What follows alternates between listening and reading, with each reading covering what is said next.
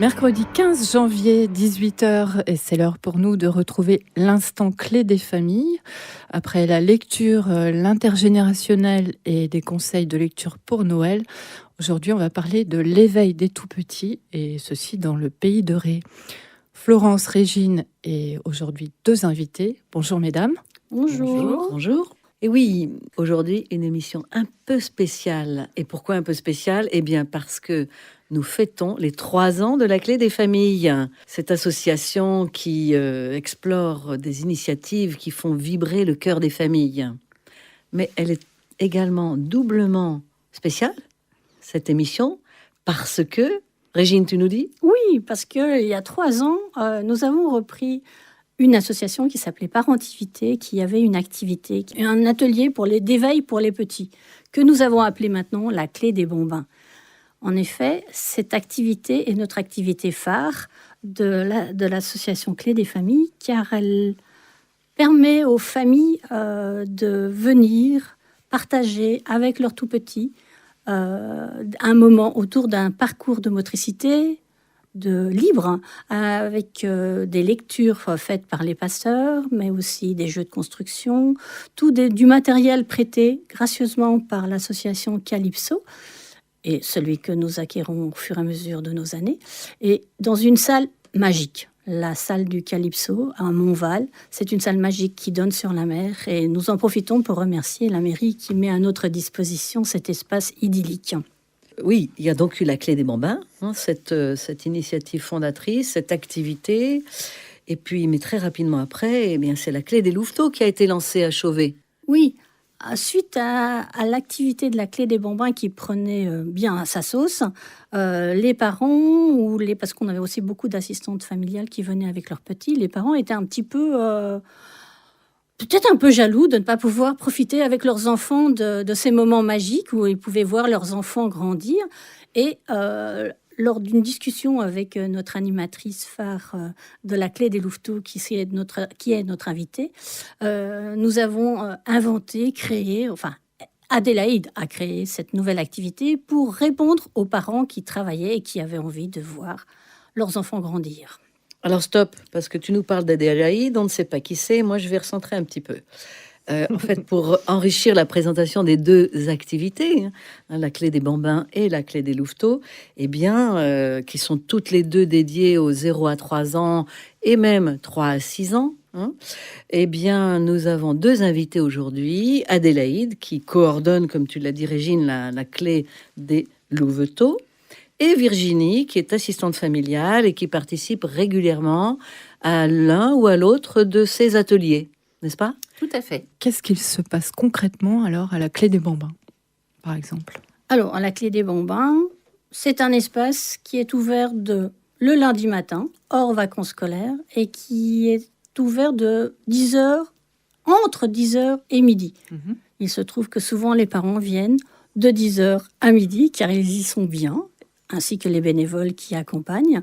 Qu'est-ce qu'ils y trouvent? Un parcours de motricité libre, des activités créatives, des histoires, et surtout un moment gratuit, un moment où ils sont là avec leurs enfants. Les parents sont là avec leurs enfants, les parents et les assistantes maternelles et les assistantes familiales sont là pour passer un bon temps, du bon moment. Il y a une écoute de la part de nos bénévoles. Nous ne sommes pas en tant que bénévoles là pour leur donner des conseils. On les écoute. Si on peut, on les aide. Mais ils échangent suffisamment entre eux pour se satisfaire leurs questionnements. Vous initiez ces échanges, en fait, tout simplement. Voilà, nous, on est là juste, on prépare ces échanges. Alors moi, j'aimerais ajouter que ce type de lieu est tout à fait rare sur notre territoire. Et pour la Clé des Bambins, mais également pour la Clé des Louveteaux, ce sont des espaces qui sont conçus avec soin, qui sont pensés pour répondre aux besoins des tout-petits, tout en soutenant les parents, n'est-ce pas? Oui. Et donc, combinant motricité libre, coin lecture, créativité, intervention spécialisée, eh bien, ça offre une expérience unique qui contribue au développement global de l'enfant et qui renforce le lien social. Ça, c'est... Et donc, c'est bien la mission de la Clé des familles. Donc Adélaïde, rebonjour. Vous êtes coordinatrice de la Clé des Louveteaux. Est-ce que vous pouvez nous dire quand est né cet atelier mensuel à Chauvet? Qu'est-ce qu'on y fait et peut-être une petite histoire de cet atelier qui est à Chauvet. Alors, bonjour tout le monde. Du coup, je suis coordinatrice, mais c'est mon rôle de bénévole au sein de l'association. Je suis au sein de l'association depuis maintenant 3 ans, je pense que depuis le début aussi.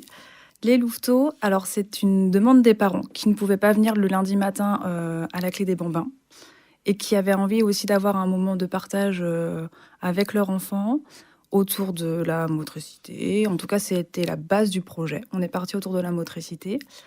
Donc la salle, qui est maintenant la salle de l'Éclair, nous a été prêtée par la mairie de Chauvet, que nous remercions.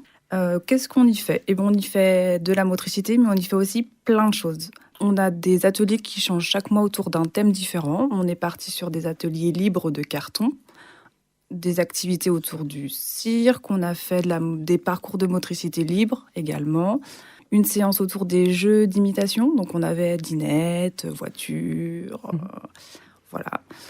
Et donc on a 2 créneaux. Un créneau qui est de 10h à 10h45 pour les petits de 3 mois à 3 ans. Et un créneau pour les plus grands qui est de 11h à midi. On fait similairement les mêmes choses, simplement c'est adapté pour les plus grands. D'accord. Vous disiez que c'est parti d'une demande des parents en termes de motricité. Est-ce qu'on peut avoir des exemples? Qu'est-ce que peuvent demander des parents en termes de motricité? Je pense qu'ils voulaient aussi un endroit où leurs enfants pouvaient bouger librement, ce qu'ils ne retrouvaient pas en tout cas sur le territoire. Donc c'était un endroit où nous on a installé au début des parcours de motricité, donc très simple, des tapis, un tunnel, et donc les enfants étaient libres de faire ce qu'ils voulaient au sein de l'activité. Et c'était une demande vraiment de rencontre, et j'imagine aussi une demande de rencontre avec d'autres parents et d'autres enfants. Il y a plein de choses derrière, en fait. Exactement. Il y a donc un lieu adapté à la motricité des enfants. Voilà. C'est ça. Et donc à Chauvet. Est-ce que tu peux redire, c'est bien un samedi matin par mois, hein, c'est ça? Exactement. C'est un samedi matin par mois. Oui. La date évolue, on ne sait jamais trop fixe. On peut le retrouver, ce créneau-là, sur le site de la Clé des Familles. Voilà. Et puis donc avec le thème, on change de thème chaque samedi. D'accord. Et ce qui est important, Adélaïde l'a bien signalé, c'est un espace où les familles se retrouvent pour partager ensemble une activité. Ce n'est pas un cours, il n'y a rien d'imposé, tout est proposé. Et cela permet aux parents aussi de connaître d'autres parents, soit de Chauvet, soit du territoire, et d'avoir un réseau qui se crée, et des liens aussi au niveau amitié qui se créent. Et c'est un petit peu ça que l'on cherche toujours à Clé des Familles. Hein. Et nous, on voit aussi les enfants évoluer. Il y a des familles qui sont là depuis le début. Donc, on a vu des bébés qui maintenant vont rentrer à l'école. Ça, c'est plaisant. Et donc, ça, c'est très agréable. Et c'est un peu la même chose qu'on retrouve au Bambin, n'est-ce pas, Virginie? Oui. Virginie, justement. Bonjour, rebonjour.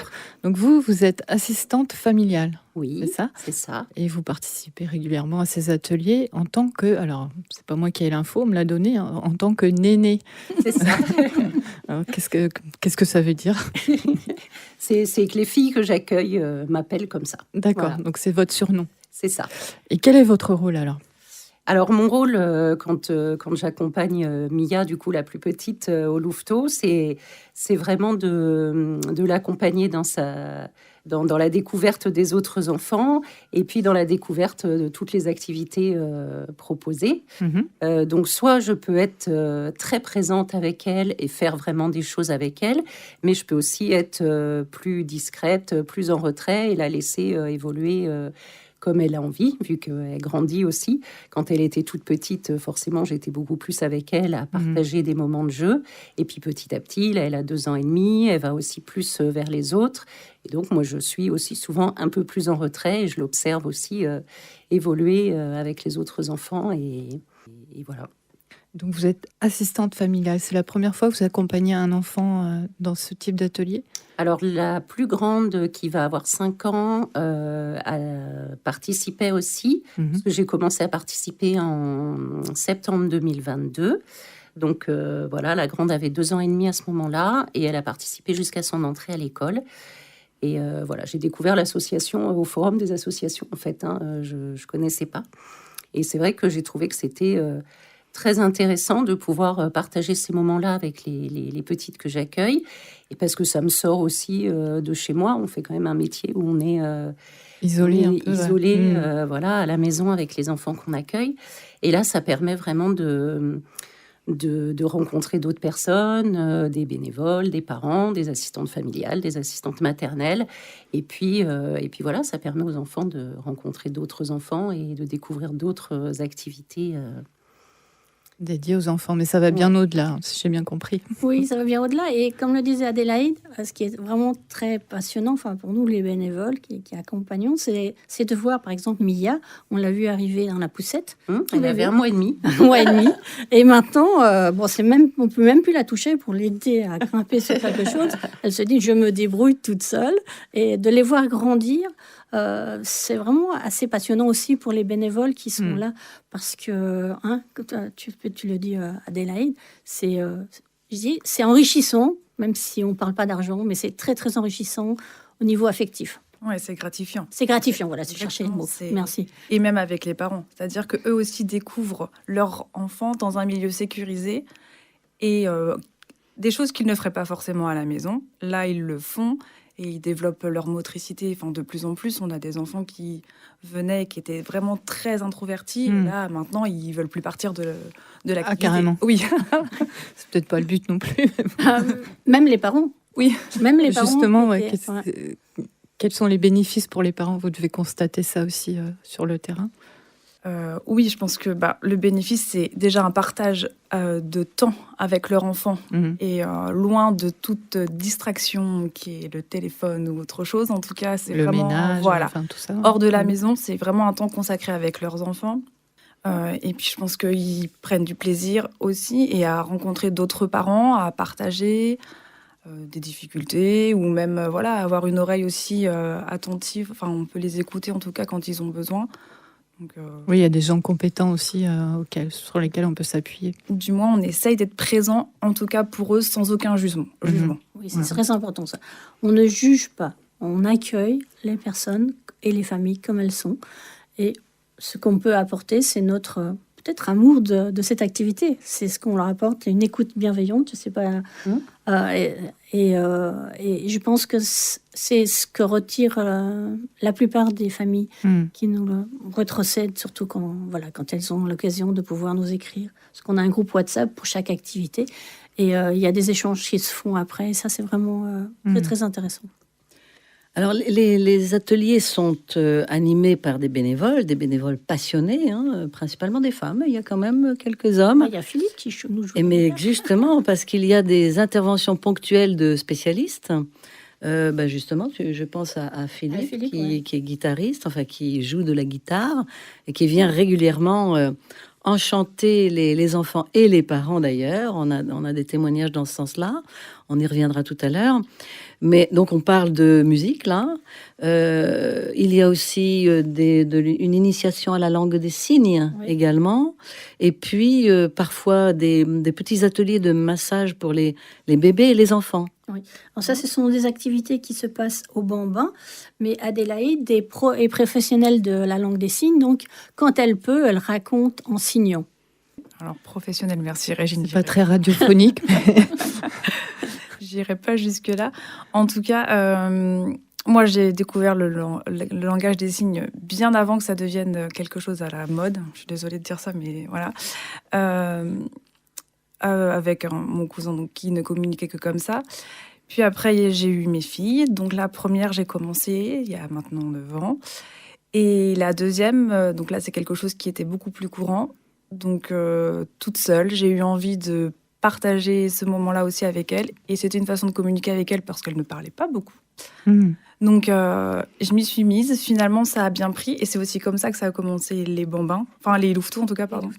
C'est des parents que moi, je rencontrais en atelier signes que je faisais à la médiathèque de Chauvet. Et voilà, c'est comme ça que c'est devenu. Donc oui, de temps en temps. quand je peux. En tout cas, quand l'instant se présente. Là, à Noël, on a fait des comptines signées sur les chants de Noël. Génial. Je savais pas que c'était à la mode, le langage des signes. Ah si. C'est revenu. En tout cas, ça ne s'appelle pas forcément langage des signes, mais c'est bébé Non, signe. bébé signe. On parle de bébé signe. Ouais, ouais. Parce que c'est pas... Moi, je ne parle pas... Enfin, en tout cas, je ne signe pas des phrases entières. C'est Mhm. vraiment des mots. Des mots. Qui sont, par contre, issus du langage... de la langue des signes française. Française, ouais. Ça, parce que ça c'est pas permet aux international. bébés qui ne parlent pas de communiquer entre eux. Mhm. Et nous, quand on essaye, on va aussi prendre des cours en tant que bénévole de façon à pouvoir parler avec les bébés qui ne parlent pas encore. Et les bébés arrivent à signer Ah oui. Ouais, c'est plus facilement qu'à parler. Oui. En fait, ils font les deux. Ils associent et les signes, et après vient la parole. Et en fait, le signe disparaît au profit de la parole. Dommage. Si on pouvait garder les deux. Bon, souvent, c'est des signes qui restent. Ouais, je Ma pense fille quand qui a même, 5 ouais, ans quand est même. capable de me dire comment on dit s'il te plaît, comment on dit gâteau, comment on dit bonjour. Et souvent, là, les chants de Noël, quand elle les entend, quand elle les écoute à la radio, Ouais. elle les signe, en fait. Elle reprend les signes facilement. Elle a intégré ce Elle a langage. intégré, exactement. Ouais. Trop bien. Et toi, Virginie, les activités supplémentaires, que nous proposons en supplément, qui ne sont pas imposées, parce qu'on fait ça dans les Oui, petites c'est ça. salles, est-ce que ça apporte quelque chose à Ouais. Mia? Oui, moi je trouve que c'est un plus parce que du coup, en plus, c'est quelque chose de nouveau à chaque séance. Donc voilà. Alors les massages, je trouve que c'est intéressant. La langue des signes aussi. On avait aussi l'année dernière une personne qui intervenait avec les instruments de musique. Oui. Et ça, moi, je trouvais ça vraiment très intéressant aussi. Donc oui, c'est bien parce que ça nous permet d'avoir une petite activité en plus, en fait, en dehors de tout ce qui est proposé déjà dans la pièce. On a cette petite activité-là en plus, à laquelle on peut participer ou pas, mais qui nous permet de faire quelque chose de spécial à chaque fois, en fait. Donc c'est plutôt intéressant et je pense que les enfants, ils adhèrent bien à ça. Ce que j'ai envie de rajouter pour les auditeurs, ce ne sont pas des cours. Les personnes, ce sont des professionnels ou pas, et nous nous autofinançons. Donc, à part la cotisation et l'abonnement de l'année, nous ne demandons rien aux parents. Ça, c'est un axe de l'association, c'est que tout pour tout le monde. Est-ce qu'on peut préciser justement pour nos auditeurs le montant de l'abonnement annuel? Ah oui, alors accrochez-vous. Vous devez payer royalement 10 € pour l'année, pour la famille. Et vous pouvez faire toutes les activités de l'association avec cette carte d'adhérent. Et pour les bambins, nous demandons 10 € pour l'année. Et ce sont ces 10 € qui nous permettent de donner, de faire des activités complémentaires et d'acheter aussi du petit matériel. Oui, ça a toujours un coût. Hein. Ah oui, parce Et 5 € par contre, Ah oui, c'est vrai. parce que c'est pas le même prix pas le même au prix. Louveteau, c'est 5 € par enfant pour l'année aussi. D'accord. Voilà. Ouais. Super. C'est très très modique, c'est Très très abordable. raisonnable. Exactement. Et c'est- c'est pour ça que je pense qu'on touche aussi un public Voilà. différent et vaste. Enfin, je pense Ouais. qu'on a aussi toutes les catégories socio-professionnelles qui viennent au sein de l'association. Et elles sont mélangées. Et ce qui est vraiment très chouette, c'est que on ne voit rien, quoi. Je veux dire, il n'y a pas le monde est d'élitisme. égal. On est tous à pied d'égalité, y compris les bénévoles. Moi, ça me fait une petite transition parce que j'ai été très très touchée par les témoignages que j'ai lus suite au sondage que tu as fait, Régine, l'année dernière auprès des parents, justement, des parents utilisateurs, entre guillemets, des deux ateliers. Et il y a vraiment des retours très très touchants de la part des parents qui adhèrent. On va pas faire de l'autopub, mais ces témoignages sont vraiment la meilleure des pubs qui puissent être faites. Et d'ailleurs, on va les mettre sur le site web, ces Ouais. témoignages, parce qu'ils parlent vraiment. Alors, on ne veut pas trop faire de pub parce qu'on commence à être beaucoup. Beaucoup, c'est-à-dire Nous avons très sollicité. Nous avons une grande salle, en effet. L'éclair aussi est assez grande. Mais voilà, nous axons sur la qualité d'accueil. Ouais. Donc, l'année dernière, on avait dû y mettre un stop aussi aux inscriptions. Et peut-être que là, on va être obligé un petit peu aussi, parce que de bouche à oreille, tout le va monde se très dit vite. c'est super, c'est super. Mais n'hésitez pas quand même à venir. Il y aura toujours une petite place pour vous. Pour les bambins. Il Parce y a que une nous, petite les contradiction là, Oui, Régine. Nous, les Louveteaux, on prend encore. Ouais. D'accord. On a de la place et c'est un roulement qui se fait C'est ça, quand il y a un même. Donc, roulement, en fait, ouais. nous, on prend tout le temps. Enfin, voilà. Oui, puis d'une année sur l'autre, ça peut changer. Donc, Oui, oui, ouais, tout à n'hésitez fait. pas à contacter l'association quand même. Bon, alors vous aurez compris, tous les parents, toutes les familles sont les bienvenus. Et en cette année 2025, qui sera l'année des 3 ans, comme on disait tout à l'heure, de l'association, eh bien venez, il y aura toutes sortes d'activités qui seront des clins d'œil aux 3 ans. On en reparlera d'ailleurs tout à l'heure. Hein. On va passer tout de suite à notre rubrique qui porte un nouveau nom, les coups de cœur des passeurs de rêves. C'est ça, Régine? Oui, c'est ça. Très bien.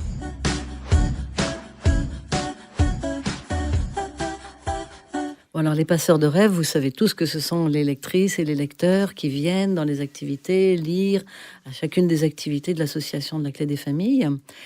Et ces passeurs de rêves, certains d'entre eux ont créé le comité de lecture qui choisit les livres attentivement, qui en fait des critiques même, des résumés pour vous qui sont sur le site web d'ailleurs.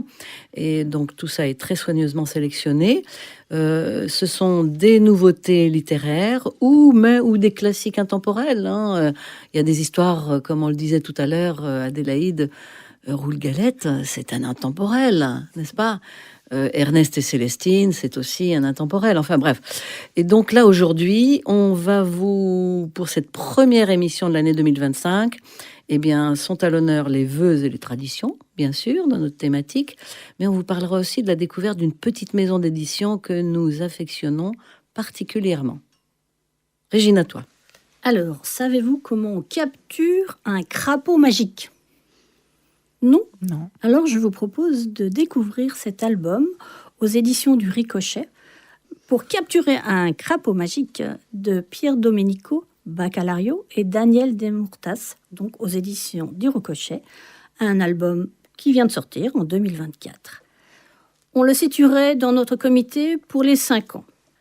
Partir à la recherche d'un crapaud magique pour lui demander un vœu, c'est très important pour notre héroïne, qui a perdu quelqu'un, quelque chose dont elle tenait beaucoup.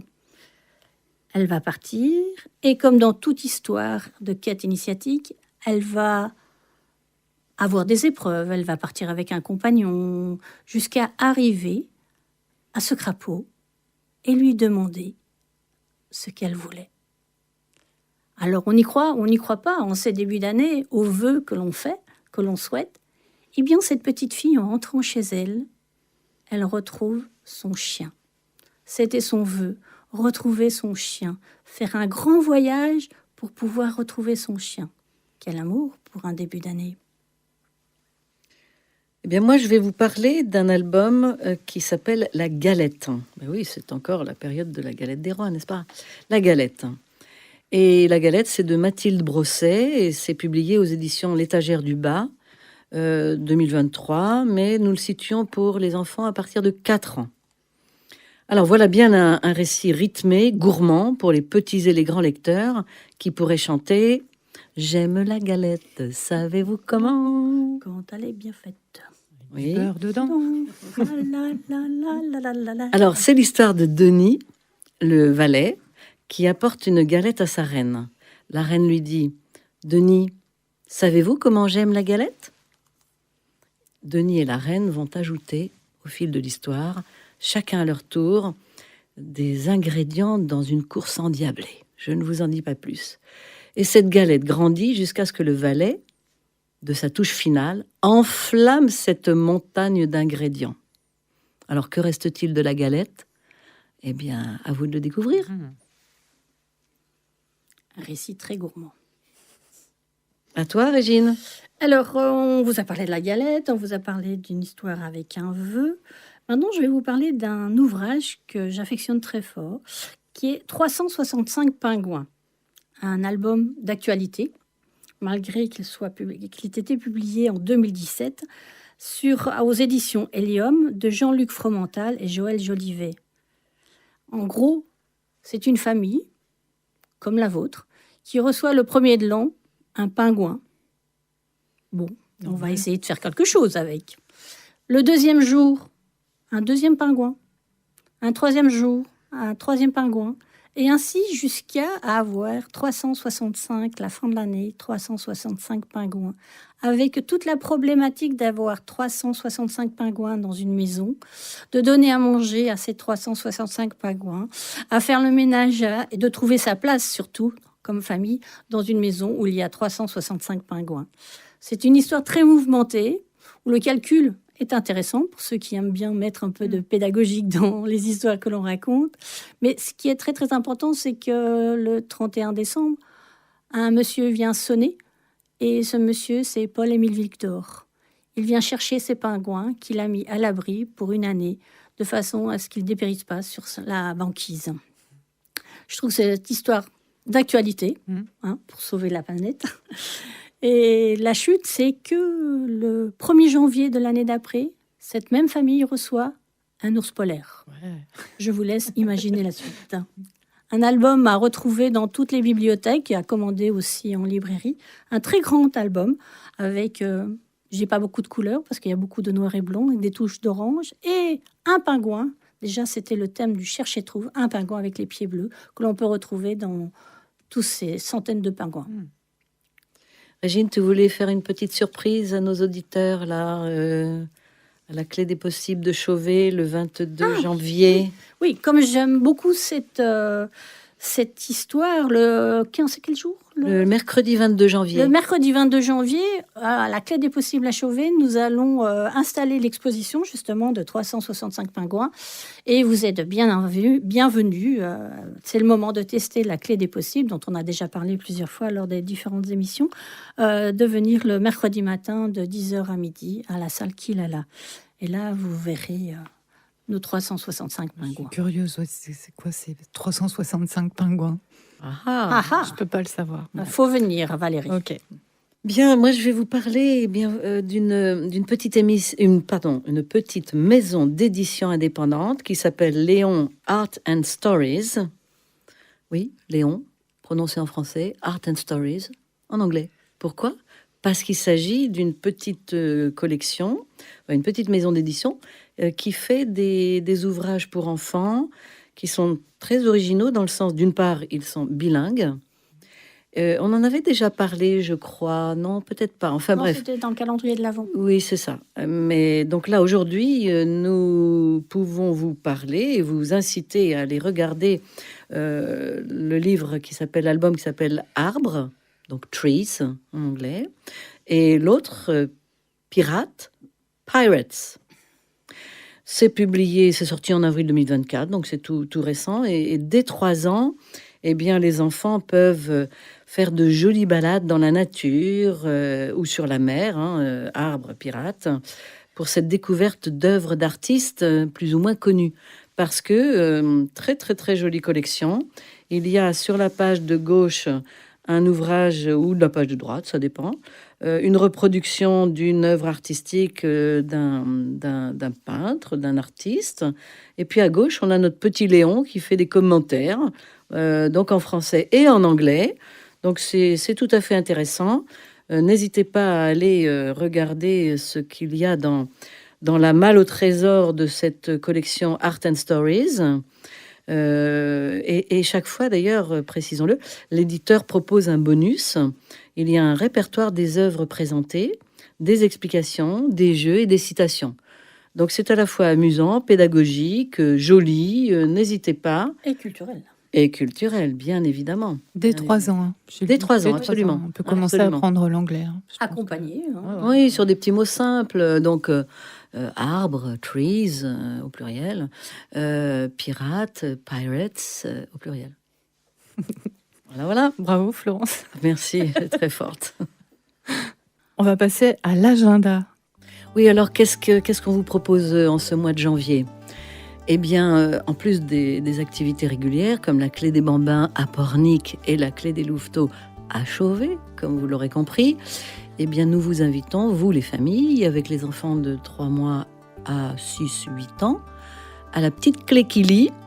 Et c'est le mercredi matin, ou ça, à la médiathèque Armelle de Vim, à Pornic. Il s'agit de séances de lecture qui, entre 10h30 et 11h30.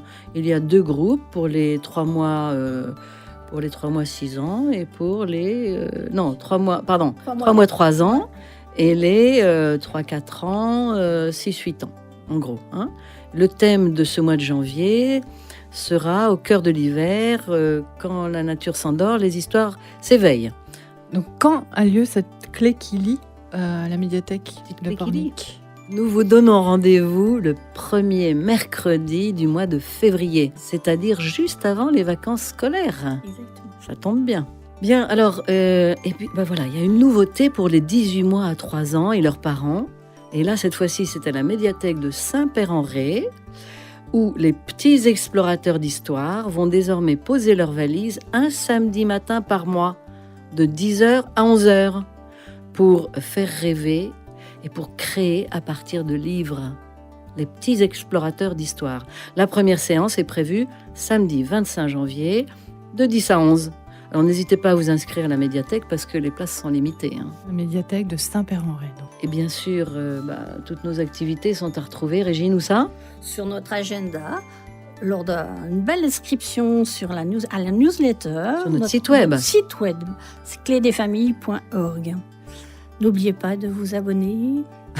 Plus nous avons de lecteurs et plus notre site sera le meilleur. Et on retrouve toutes les références des livres Oui, dont tous on a les parlé livres dont aujourd'hui. on a parlé aujourd'hui. Et aussi, vous pourrez retrouver tous les livres que nous avons cités au calendrier de l'Avent.